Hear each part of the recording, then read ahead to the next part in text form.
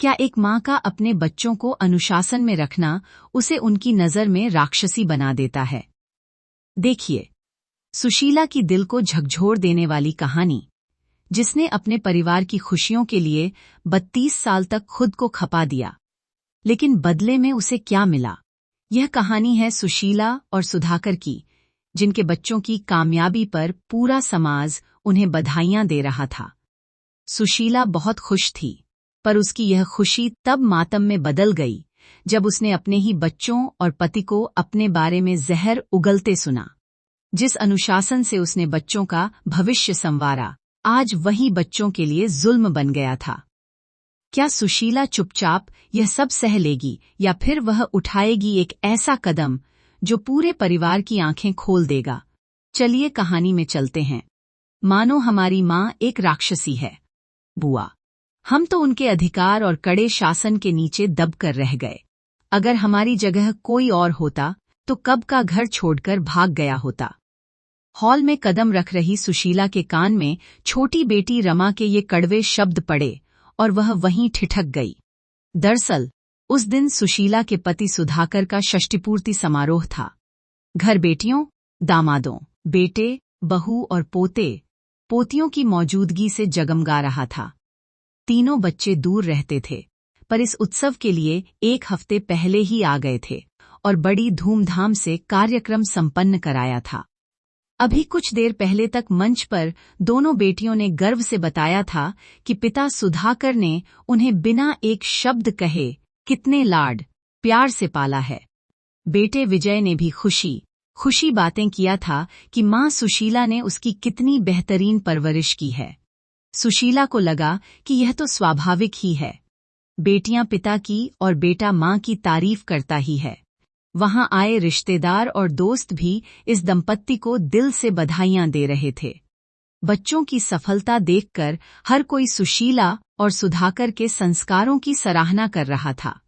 जब सुशीला सबसे मिलकर फोटो और वीडियो खींचवाकर फ्री हुई तो उसका मन संतोष से भर गया था। वह खुशी उसके चेहरे पर एक चमक बनकर उभर आई थी और उसकी आंखें सितारों की तरह दमक रही थीं। मेहमानों को भोजन के लिए बुलाने के बाद थकान मिटाने के इरादे से सुशीला ने अपनी बड़ी बेटी रानी से कहा कि वह मुंह हाथ धोकर और कपड़े बदल कर आती है।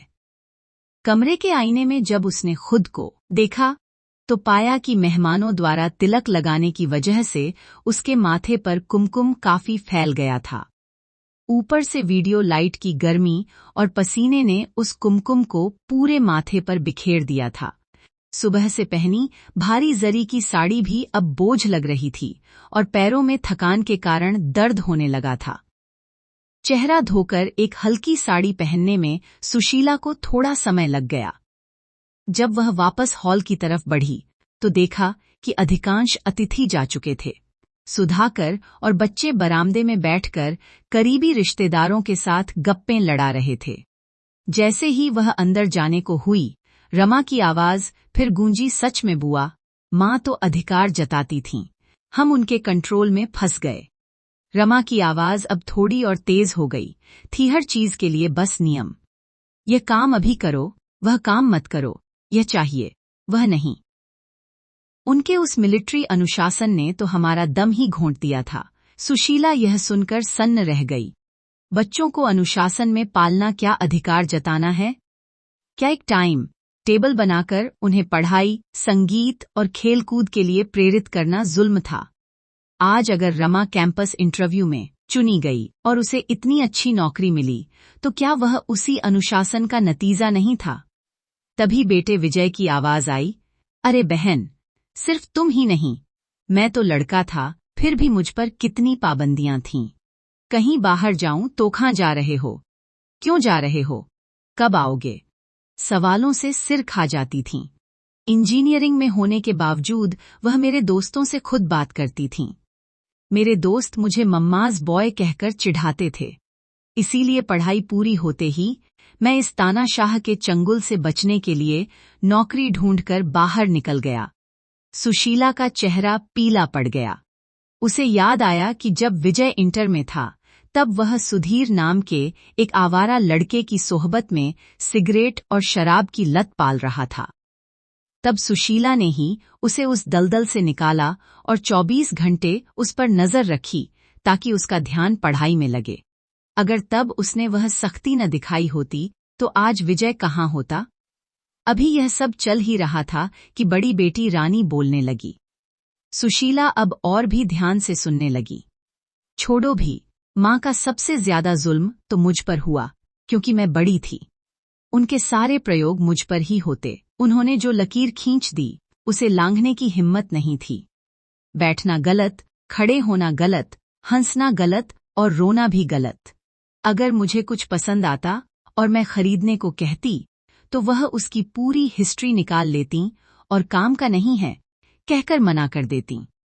मेरी पसंद नापसंद को तो उन्होंने जैसे दफन ही कर दिया था। सुशीला अवाक रह गई। रानी यह सब कैसे कह सकती है?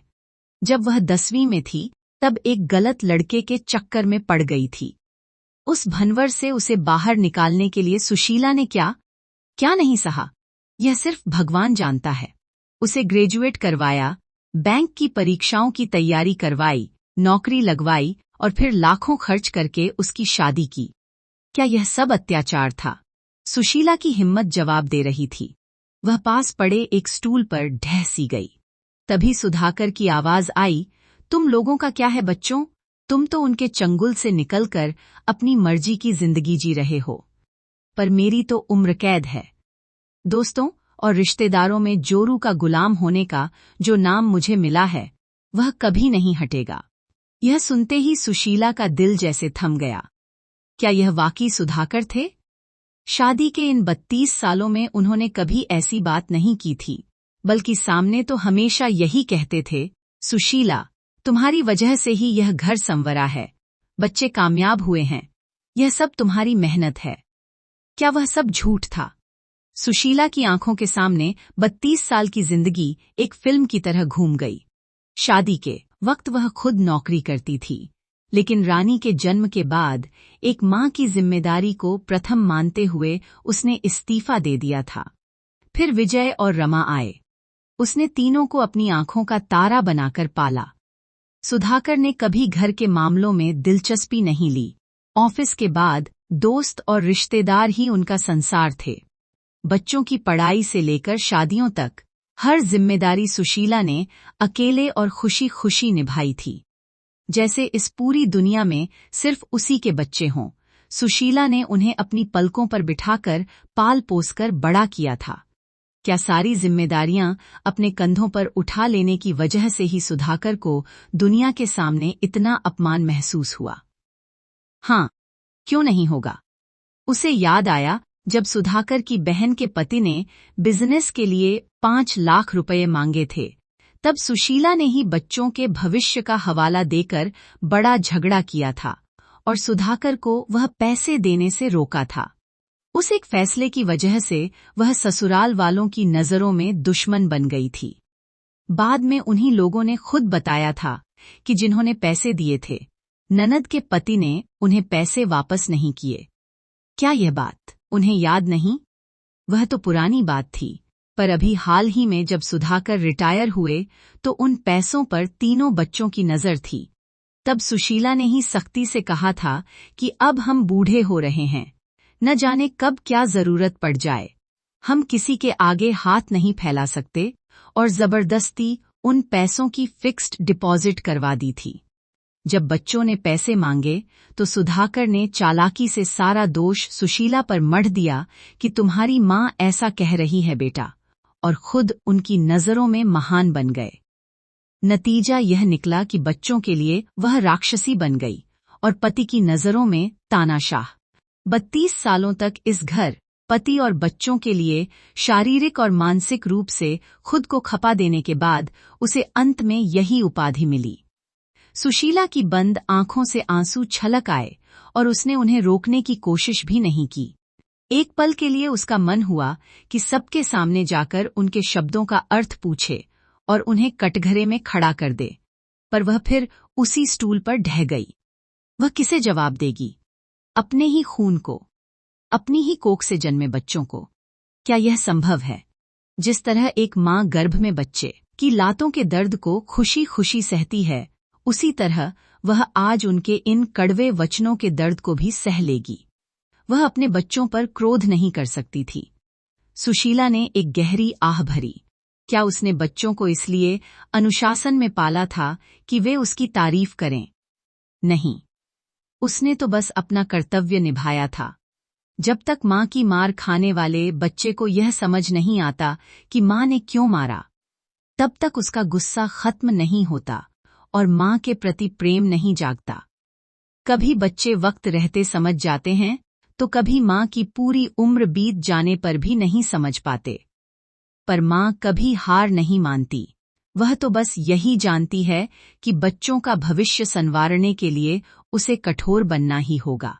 बच्चों की बातों को तो उसने मन ही मन सही ठहरा दिया, पर उसे समझ नहीं आ रहा था कि सुधाकर की बातों को कैसे स्वीकार करे। ऐसा नहीं था कि वह सुशीला को जानते नहीं थे, बस दूसरों के सामने बेचारा और नेक बनने के चक्कर में उन्होंने सारा दोष अपनी पत्नी पर डाल दिया। वह एक जिम्मेदारियों से भागने वाले थे। ऐसे इंसान का पक्ष कैसे लिया जा सकता है? नहीं, उनका समर्थन नहीं किया जा सकता। तो फिर क्या किया जाए? क्या सबके सामने जाकर उनसे सवाल किया जाए? पर उससे हासिल क्या होगा? सच हमेशा कड़वा और निष्ठुर होता है। इस शुभ अवसर पर पुरानी बातों को खोदकर सच बाहर लाने से क्या फायदा? कुछ भी तो नहीं। सुशीला ने खुद से सवाल किया, अब आगे क्या? उसे बस एक ही रास्ता सूझा, क्षमा। उसे उन्हें माफ करना ही होगा। पति से सवाल न करके वह घर की इज्जत बचा लेगी और यही उसके लिए सबसे जरूरी था। पर इसके लिए उसे खुद को कितना शांत और संयमित करना होगा, यही वह सोच रही थी। अगली सुबह घर में वैसी हलचल नहीं थी जैसी पिछले एक हफ्ते से थी। सुशीला रोज की तरह सुबह 5 बजे नहीं उठी। रसोई से चाय की खुशबू और बर्तनों की आवाज नहीं आ रही थी। करीब 8 बजे सुधाकर की नींद खुली। सिर में हल्का दर्द था और उन्हें अपनी दवा चाहिए थी। वह बड़बड़ाते हुए बाहर आए, सुशीला, आज क्या सोती ही रहोगी? मेरी चाय और गोली कहाँ है? हॉल में विजय, रानी और रमा भी अपने मोबाइल देख रहे थे। सबके चेहरे पर भूख और झुंझलाहट थी। तभी सुशीला अपने कमरे से बाहर निकली। वह तैयार थी, लेकिन घर की उस पुरानी सूती साड़ी में नहीं, बल्कि एक सुंदर सिल्क की साड़ी में। उसके हाथ में एक छोटा सूटकेस था। विजय ने कहा, माँ, ये क्या? आप कहीं जा रही हैं? नाश्ते का क्या हुआ? सुशीला ने एक फीकी मुस्कान के साथ विजय की ओर देखा। बेटा, आज से इस घर का मिलिट्री शासन खत्म होता है। मैंने 32 साल तक तानाशाह की ड्यूटी की है, अब मुझे रिटायरमेंट चाहिए। तुम सबको मेरी पाबंदियों से घुटन होती थी ना? अब तुम सब आजाद हो। उसने सुधाकर की ओर मुड़कर अलमारी की चाबियां और बैंक की पासबुक टेबल पर रख दीं। सुशीला, सुधाकर जी, ये आपकी मेहनत की कमाई की चाबियां हैं। अब आपको जोरू का गुलाम बनने की जरूरत नहीं। आप अपनी मर्जी से जिसे चाहे पैसे दें, जहां चाहे खर्च करें। मैंने अपनी सहेली के साथ ऋषिकेश जाने का टिकट कटा लिया है। अब मैं अपनी मर्जी की जिंदगी जीऊंगी। पूरे हॉल में सन्नाटा छा गया। सुधाकर का गला सूख गया। उन्हें कल रात की अपनी बातें याद आने लगीं। रमा धीमी आवाज में, माँ, वो कल रात, हम तो बस मजाक। सुशीला शांत स्वर में, मजाक हमेशा सच की नींव पर होता है रमा। कल तुम लोगों ने मेरे अनुशासन को राक्षसी कहा। विजय, तुमने मेरी फिक्र को चंगुल बताया। और रानी, तुम्हें लगा कि मैंने तुम्हारी पसंद दफन कर दी। शायद तुम सही हो, पर एक बात याद रखना, जिस अनुशासन ने तुम्हें आज इस काबिल बनाया कि तुम मेरी बुराई कर सको, वह मेरी ममता थी, मेरा डर नहीं। सुशीला ने एक गहरा सांस लिया और सुधाकर की आंखों में देखा। और सुधाकर जी, जब बच्चे राह भटक रहे थे, तब मैंने बुरा बनना स्वीकार किया ताकि आप उनकी नजरों में अच्छे पिता बने रहें। आपने दुनिया के सामने मुझे तानाशाह कहकर खुद को बेचारा साबित कर दिया, पर क्या आपने सोचा कि मेरे बिना इस घर की ईंटें भी बिखर जाएंगी? सुशीला मुड़ी और दरवाजे की तरफ बढ़ने लगी। अचानक विजय दौड़कर आया और उसने सुशीला के पैर पकड़ लिए।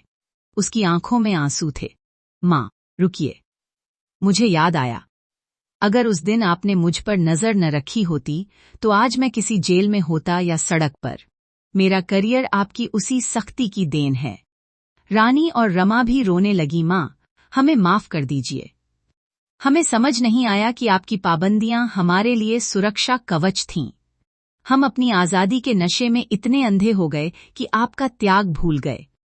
सुधाकर की आंखों से भी आंसू बह रहे थे। उन्होंने झुककर सुशीला का हाथ थामा। सुशीला, मैं एक कायर पति साबित हुआ। अपनी इमेज बचाने के लिए मैंने तुम्हें ढाल बना लिया। मुझे मत छोड़ो, वरना यह घर एक पल में शमशान बन जाएगा। सुशीला रुकी। उसने देखा कि उसके बच्चों और पति की आंखों में पहली बार डर नहीं, बल्कि सम्मान और पछतावा था। उसने सूटकेस नीचे रख दिया। सुशीला भीगी आंखों से, मैं कहीं नहीं जा रही। बस यह चाहती थी कि तुम सबको यह एहसास हो कि मां का कठोर होना भी उसका एक रूप है। जैसे नारियल बाहर से सख्त पर अंदर से मीठा होता है। अगर मैं सख्त न होती तो आज तुम सब यहाँ गर्व से सिर उठाकर खड़े न होते। उस दिन घर में नाश्ता थोड़ा देर से बना, लेकिन रसोई में सुशीला अकेली नहीं थी। उसकी बेटियां उसके साथ हाथ बंटा रही थीं और सुधाकर बाहर बैठकर बच्चों को सुशीला के उन संघर्षों की कहानियां सुना रहे थे जिन्हें उसने 32 सालों तक छुपा कर रखा था। तभी सुशीला के होठों पर एक फीकी सी मुस्कान तैर गई। वाकई, हमारे बड़ों ने यूं ही नहीं कहा, हेमा की तरह पेट भरना, मंत्री की तरह सलाह देना और दासी की तरह सेवा करना। और इन सब के साथ क्षम्या धरित्री यानी धरती के समान धैर्य और क्षमा रखना। कई घरों की महिलाओं की तरह उसे भी इस बात को निभाना था। यही सोचते हुए उसने अपने मन को बटोरा, मुस्कान को फिर से होठों पर सजाया और हॉल के भीतर कदम रखे वही राक्षसी सुशीला। अगर आप सुशीला के जगह पर होते तो क्या करते, कमेंट में जरूर लिखिए। यदि आपको वीडियो पसंद आया तो कृपया लाइक करें और हिंदी वॉइस चैनल को सब्सक्राइब करें। और भी अच्छी अच्छी कहानियों के साथ फिर मिलती हूँ। कहानी देखने के लिए धन्यवाद।